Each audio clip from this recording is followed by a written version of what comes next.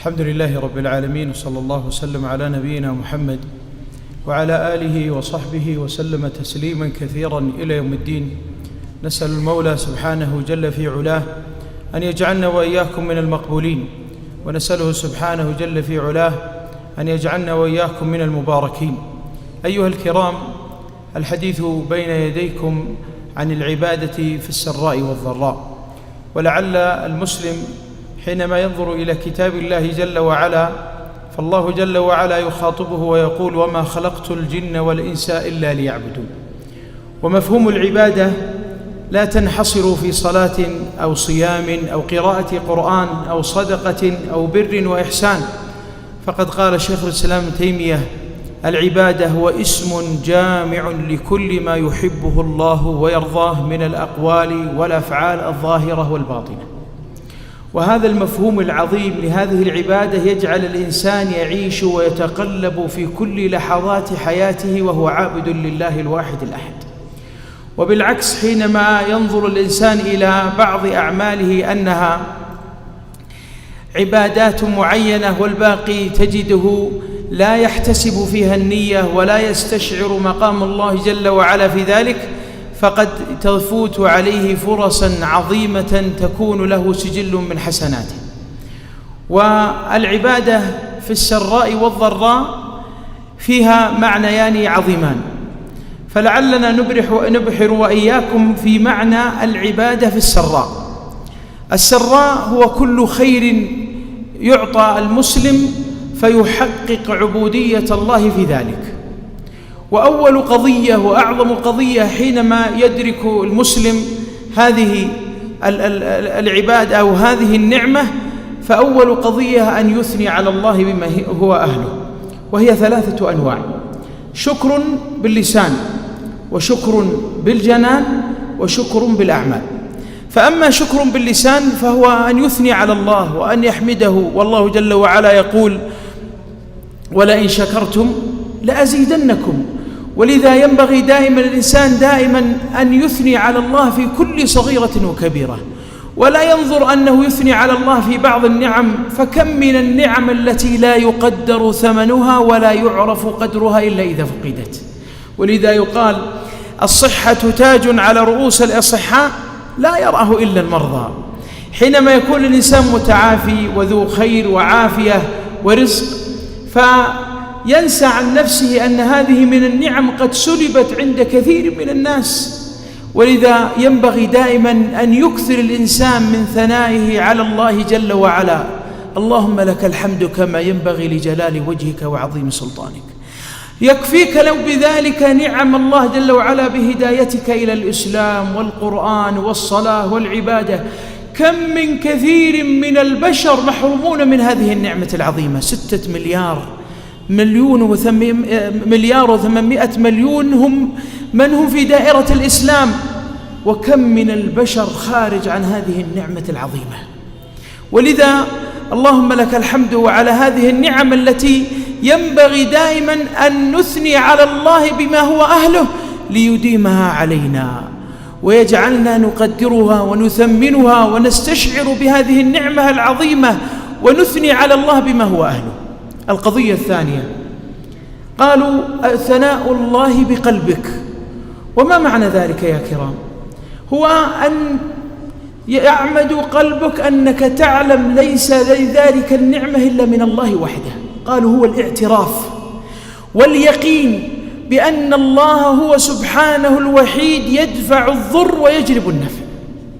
كم من أناس إذا اعتراه ما اعتراه تجده ينظر يمنة ويسرة، بل ينظر إلى أن بعض الناس يقطع أرزاقه أو يذهب ما قد كتبه الله له. ولذا ينبغي دائما أن ينظر الإنسان أن الله هو الأحق سبحانه بنعمه، فلا ينظر لإنسان أن هذه النعم قد تسلب بسبب فلان أو كذا وكذا، إنما هم أسباب قدره الله جل في علاه. ولذا جاء في القدر قالوا: اعلم أن ما أصابك لم يكن ليخطئك، وما أخطأك لم يكن ليصيبك، أي ما أراده الله لك. ولذا ينبغي دائما أن نستشعر هذا المقام ولنعلم علم يقين أن الله هو وحده لا شريك له، هو المالك المتصرف في كل شؤون خلقه. ولذا هذا الاعتماد في القلب يثبت هذه النعم. وبالعكس حينما يدخل الإنسان فيه شيء من الغبش والخلل والنقص ما قد يعتريه تجده والعياذ بالله يخذل ويسلب تلك النعمة وهو لا يشعر. القضية الثالثة قضية الشكر لهذه النعم، أن يشكر الله جل وعلا بأفعاله.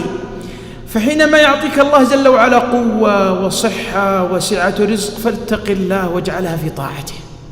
ما أسوأ العبد أن يستخدم نعم الله في معصيته. قد يمنحك الله جل وعلا مالا أو منصبا أو أي شيء من الدنيا والعياذ بالله تتجرع على معصية الله جل وعلا. لذا جاء رجل إلى أبي سعيد الحسن البصري وقال: يا أبا سعيد عظني. قال أبو سعيد: إذا أردت أن تعصي الله فلا تعصيه في أرضه. قال: وكيف أذهب وكلها أرض الله جل وعلا؟ قال: فإذا أردت أن تعصي الله فلا تأكل من رزقه. قال: كل ما نأكل من رزق الله. قال: فإذا أردت أن تعصي الله فاذهب في مكان لا يراك فيه أحد، لا يراك الله فيه. قال: وكيف يستطيع الإنسان أن يفعل ذلك؟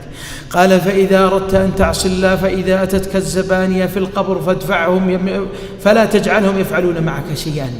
قال: ومن يستطيع؟ قال: فإذا أتتك الملائكة يوم القيامة يجرونك إلى نار جهنم فلا تجعلهم يفعلون ذلك. قال: ومن يستطيع ذلك؟ قال: فتعيش في أرضه وتأكل من رزقه ولا تستطيع أن تختفي عنه ولا تدفع عنك عذاب القبر أو يوم القيامة، فكيف تعصيه؟ ولذا ينبغي دائما أن ينظر الإنسان لما قد أتاه الله من الخير ولا زال على معصية الله، لأن الله يمهل ولا يهمل، وإذا أخذ عزيز مقتدر. بل ما ينصب بالنعم على من قد يكون فاسقا ومجرما وعاصيا لله إلا استدراجا له ليكثر عليه الحجج. ولذا لا تفرح بأن يبسط الرزق على كثير من الفساق والمجرمين، فوالله أنها حجج عليهم ليزدادوا عذابا بها يوم القيامة. القضية الثانية يا كرام من المقاصد العظيمة في تحقيق العبودية في السراء أن هذا المال يطغي الإنسان، مالا أو منصبا أو جاها أو ابنا قد يطغيك، فاتق الله وحقق العبودية لله ولا تطغوا، فالمال مال الله. ما أتاك الله جل وعلا هو قادر أن يسلبه منك في لحظة، وكم قد سلب الله جل وعلا عبادا ما أنعم الله عليهم. ولذا ينبغي دائما من كثر له شيء أن يتواضع وأن يعلم أن هذه الدنيا ظل زائل. قال صلى الله عليه وسلم: ما مثلي ومثلكم في هذه الدنيا إلا رجل استظل تحت ظل شجرة ثم ذهب وتركها. ولذا دائما يا كرام من قد يطغو ويصيبه الكبر ويصبح يظن أن هذا النعم هي إنما من اجتهاده وبذله وحرصه، فليعلم أنه مخذول. إي والله. وبالعكس كم من أناس فيهم من الرزق والخير وكان لهم من الله توفيقا تواضعا وأدبا وبذلا وعطاء فحقق العبودية لله في هذا الأمر. لعلنا ننتقل إلى الجانب الآخر، العبادة في الضراء. وهذه دلالة مهمة جدا أن الإنسان يستشعر بأنه ما هذه الدنيا إلا خير. قال النبي صلى الله عليه وسلم حينما تكلم عليه الصلاة والسلام في المصائب قال: عجبا لأمر المؤمن إن أمره كله خير وليس ذلك إلا المؤمن. إن أصابته ضراء صبر فكان خيرا له، وإن أصابته سراء فشكر فكان خيرا له. دائما نلتفت للعبادة أنها في الصلاة والزكاة والصوم، لكن ننسى أن نحقق العبودية حينما نبتلى، حينما تصيبنا المصائب. الله جل وعلا له في ذلك مواطن لينظر انكسارك وذلك وخضوعك وقربك بين يديه واعترافك بقصورك. ولذا حينما يبتلى المؤمن لا بد يستشعر هذا المقام. وليعلم أن أشد الناس بلاء هم الأنبياء. فكان الله جل وعلا يكره أنبياء؟ لا والله، وإنما لتمحيصهم، لرفع لدرجاتهم، لتكبير لسيئاتهم، لتقريبهم له سبحانه جل في علاه. انظروا إلى المواقف حينما تشتد الأزمات على الأنبياء. وذا النون إذ نادى ربه، كان في أشد الظلمات، ظلمة البحر وظلمة الحوت وظلمة الليل، وإذا هو ينادي في الظلمات لا إله إلا أنت سبحانك إني كنت من الظالمين. قالت الملائكة وهو أعلم: صوت ملهوف من عبد معروف، ولولا أنه كان من المسبحين للبث في بطنه إلى يوم يبعثون. ولذا أول قضية من القضايا المهمة في الأزمات أن تستشعر حاجتك إلى الله جل وعلا، وأن تعترف بقصورك وذلك وخضوعك بين يدي الله. الله جل وعلا يحب الملحين، يحب المنكسرين، يرى سبحانه جل في علاه انكسارك فيه عظمة بين يديه وإجلال، فيكرمك على قدر ما قد آتاك الله جل وعلا من انكسار. قالوا مراتب الصبر على البلاء 4. أول شيء أن يصيب الإنسان فيصبر، فإذا صبر رزقه الله جل وعلا بعد ذلك الرضا، فإذا رضي رزقه الله بعد ذلك التسليم، فإذا سلم أمره لله وصل بعد ذلك أن يثني على الله بما هو أهله إذا أصابته مصيبة. فأول شيء أن يصبر، ثم يتلوه أن يرضى بما قسم الله له، ثم يسلم أمره لله، لأن الله لا يريد به إلا خيرا، ولذا ما أنزل الله شرا محضا، ما ينزل الله على عبد شرا محضا فيه من عطف الشر ما الخير ما قد تفتح في أذهاننا بها شيء، لكن أراد الله جل وعلا أمورا لا تعيها أو لا تستشعرها أو لا تصل إلى فهمك وإدراكك. ثم بعد ذلك المرحلة العظيمة حينما يبلغ الإنسان أن يبتلى دائما فيثني على الله جل وعلا، يحمده على ما أصيب، يشكر الله جل وعلا أنه ابتلاه ليكفر ذنبه، وهذه من أعظم مقامات العبودية. فيصبر ثم يرضى ثم يستسلم ثم يثني على الله جل وعلا على ما آتاه من مصيبة. ولذا ينبغي يا كرام دائما أن نحقق هذه المعاني العظيمة في السراء وفي الضراء. بل حينما ينظر المسلم أنه حينما يصاب بمصيبة فيستشعر هذه المعاني يهون الله المصيبة عليه، وبالعكس كلما صاب الإنسان يأس وقنوط وضيق كلما زاد على مصيبته مصيبة. ولذا كم يسلي الله جل وعلا عباد الله الصالحين بما آتاهم من مصائب ورزايا، ومع ذلك تجد فيهم من الصلابة والقوة والإيمان واليقين الشيء العظيم، وتعلم علم يقين أنها إلا من الله الواحد الأحد. يبتلى فيسلب عافيته، يكون شلل نصفي، وإذا هو ذو قرار شجاع وموقف عصيب ويعينه الله جل وعلا فيفتح الله عليه بعض المواقف الجميلة. كم نسمع وسمعنا ونعرف بأشخاص بأعينهم أصيب بشلل رباعي وذهبت عنه زوجته وذهب أبناؤه، ورزقه الله على صبره وتحمله أن وفقه الله جل وعلا فتزوج ورزق بذرية وأصبح يقود السيارة، بل أصبح يصنع فريق الإنعاش للمعاقين في المنطقة، وهذا توفيق من الله جل وعلا. وانظر إلى الأمثلة في السلف كثيرة كم يبتليهم الله جل وعلا فتجد فيهم من الرضا والتسليم والثناء الشيء العظيم.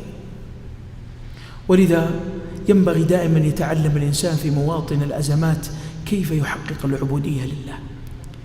يقول أهل السلف يدخل الناس الجنة بأمرين: إما بزيادة حسنات أو بتكفير سيئات، فترتفع حسناته عن سيئاته، فقد يوفق الإنسان للعمل الصالح فتزداد حسناته فيدخله الله جل وعلا الجنة.